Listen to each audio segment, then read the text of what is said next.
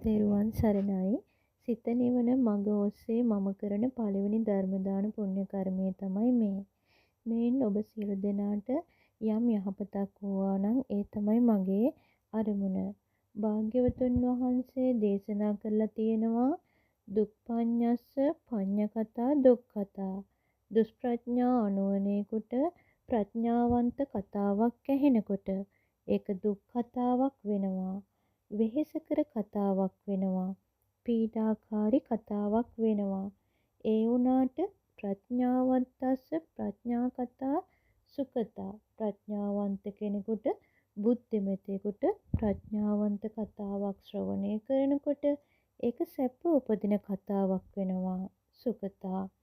ගොඩක් අය ඉන්නවා තමන්ගේ ජීවිතේ අඩුපාඩු දොස් දුර්වලතා හදාගන්න කැමති. බුද්ධිමත් ස්ත්‍රීන් බුද්ධිමත් පුරුෂයෝ.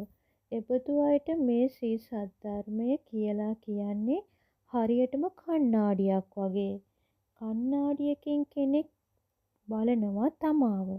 එතකොට කණ්ණාඩියෙන් එයාව ලස්සනට පේනවා නම් ඒකට හරි සතුටුයි.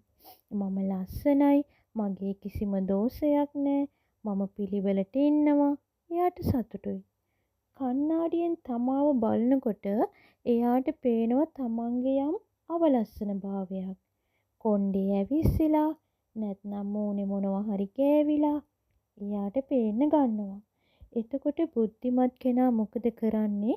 ඉක්මනින් තමන්ගේ ඒ දෝෂය අඩුපාඩුව කැත හදාගන්න මහන්සි ගන්නවා. අපි හිතමු මෙහෙම දෙයක් වුණා කියලා. ඔන්න කණ්ණාඩියකින් කාට හරි තමාව පේනවා. පේන කෙනාට තමාව කැතයි. අවලස්සනයි. එතකොට එයා කල්පනා කළොත් අර කණ්ණාඩියට ගලකින් ගහන්න ඒ බුද්ධිමත් කෙනෙක්ද? අනුවණය. අනුවණයෝ කණ්ණාඩි වලට ගල් ගහනවා. අනුවණයාට තේරෙන්නේ නැහැ කණ්ණාඩියේ නෙවෙයි දෝෂේ තියෙන්නේ. මගේ දෝෂේ කියලා. මං ඒ දෝෂය හදාගත්තනම් කණ්ණාඩියේ මාව ලස්සනට පේනවා. ඕක තේරුම් ගන්න බෑ අනුවණයට.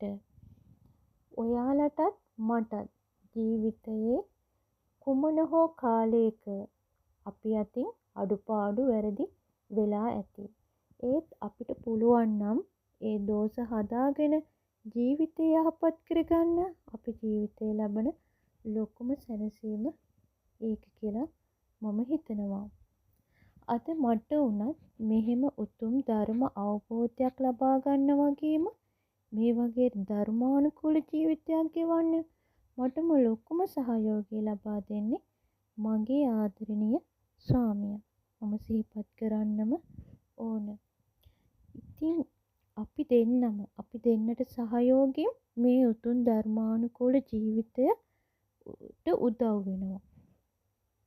අදටත් මගේ පසුපසින් සෙවණැල්ලෙමින් ඉඳමින් මටත් පුතාටත් ලබා දෙන මඟ පෙන්වීම මාගේ ස්වාමියාගෙන් ලැබපු වාග්යක් ලෙස මම සැලකෙනවා. ඉතින් ඔයාලට ඔයාලගේ ජීවිතයට